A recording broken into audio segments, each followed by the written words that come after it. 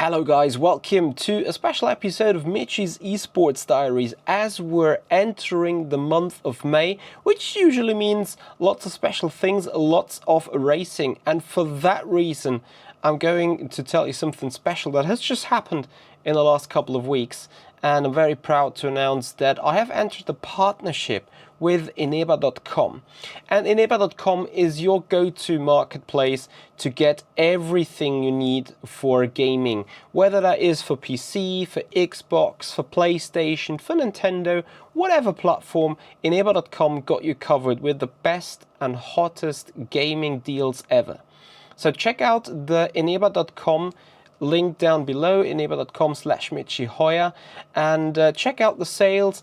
Get your next racing DLC for our favorite racing game, Le Mans Ultimate, or check out the possibilities to widen your DLC for the project I'm involved in with Project Motor Racing. Whatever game you're looking for, you'll find it with a bargain on Eneba.com. So check this out, and of course, if you guys want to do your friends a favor, you can even save some spare money there, as you can get gift cards for discounted prices, including some cashback. So make sure to check out the links down in the description below, eneba.com, and that will be your future go-to point for shopping in gaming.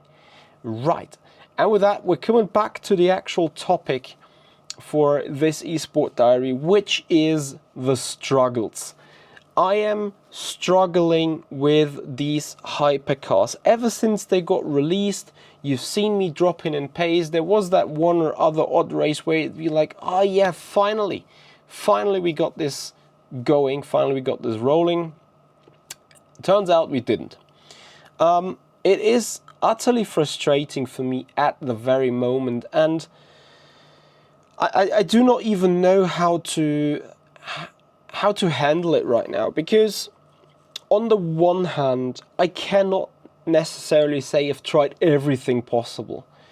I have not. Partly because I'm limited on time. Secondly, because the frustration in my head is just so big right now as well, that whenever I do a practice session and I find myself stuck at the personal barrier after 1.5 hours of practice, and yet see I'm like 5 or 6 tenths off the pace, I am like, you know, fuck that shit. And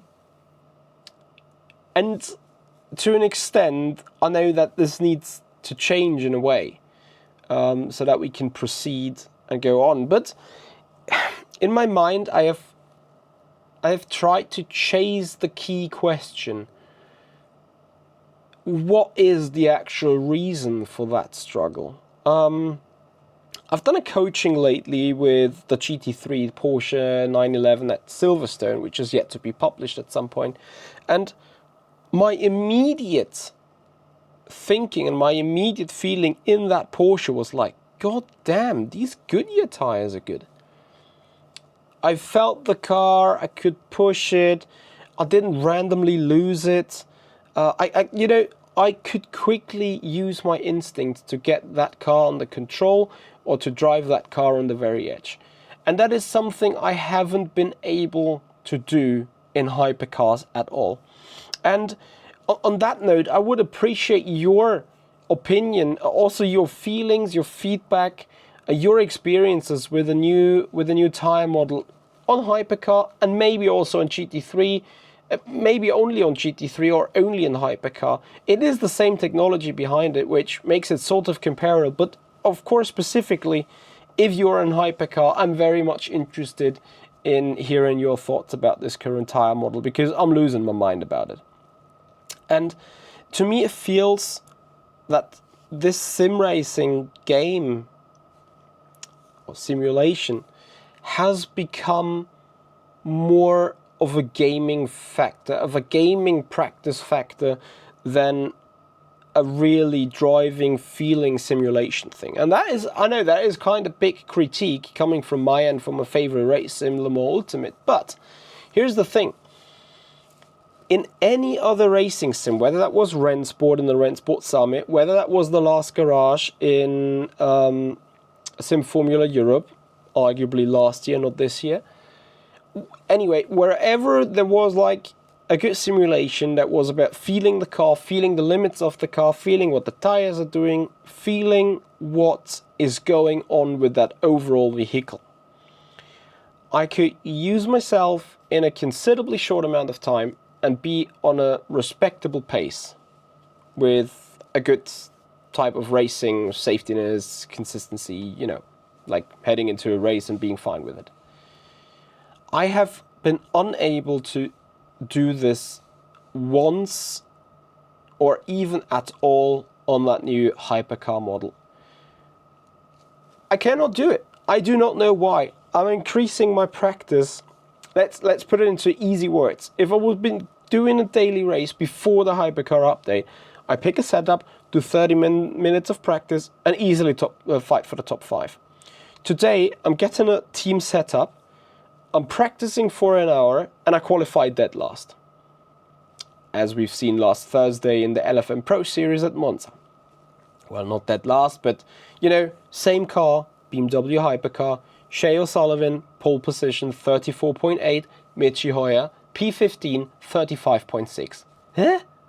Like, it's not that I've unlearned sim racing in the last 2 or 3 months, where this new Hypercar tire model has been actually out.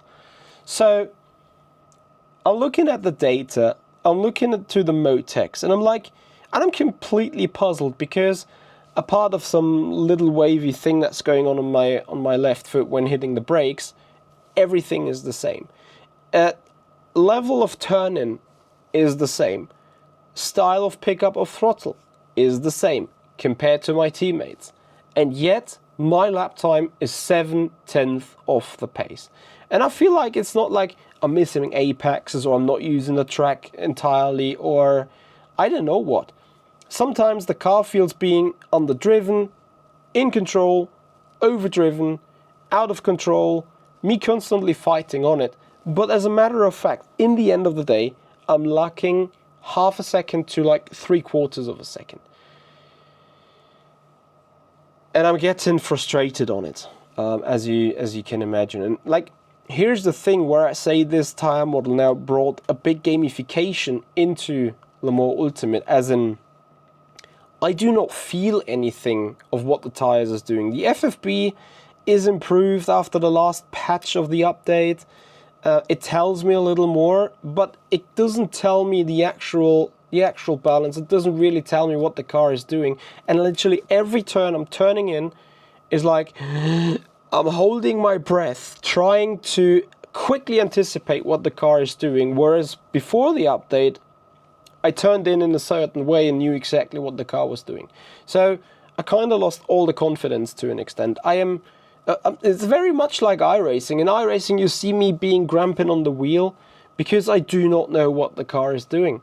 And I'm having the same issue right now with Le Mans Ultimate. And to me, the feeling is when you do a certain car track combination for like 2 hours, 3 hours, 4 hours, you're not actually starting to feel the car, but you are, over repetition, start to learn what do you need to do in turns in order for the car not to step out, not to understeer, not to oversteer, just to behave in the way you want it. And for me, that's like gaming repetition rather than actual driving skill. I know I'm picking up a very controversial topic here, but this is how I'm seeing it right now. And obviously, I've mentioned it before, but I would love to get in discussion with you guys, what you think about it. I know this is, again, controversy, and I'm looking like a big noob right now, and I'm feeling like a big noob.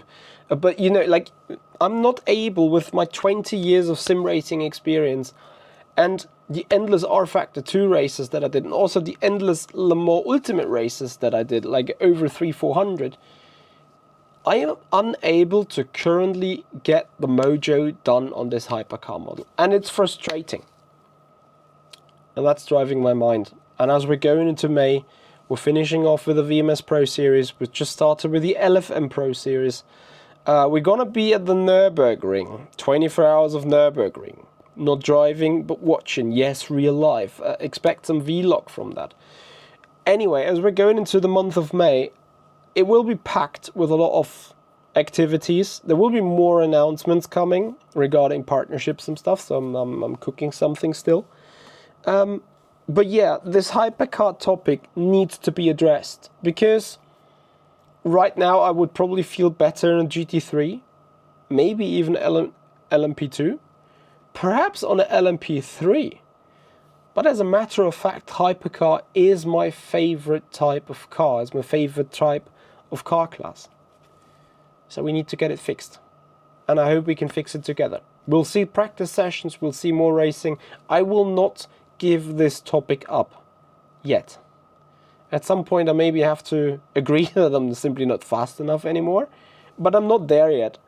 You know, I'm looking at all those other people being like sweating, having the hours on Le Mans Ultimate, and I know that I cannot reach that from a time investment POV. So maybe that gap is just natural and it will be closed steadily and surely, and maybe in half a year I'll be back fighting for wins, not with ease, but with good practice, with good preparation, and a good spirit. And I hope, guys, you'll join that journey. It's going to be fun. We're bringing back the diaries, we're bringing back the discussions. Thank you for watching, everyone. Have a great evening, have a great day, whatever you're watching, whenever you're watching. It's late tonight, so I should probably go to bed. Anyway, guys, thank you so much for watching. If you've appreciated this, please, as usual, give it a thumbs up, subscribe on our YouTube channel, and come back for more Le Mans Ultimate content. Bye-bye.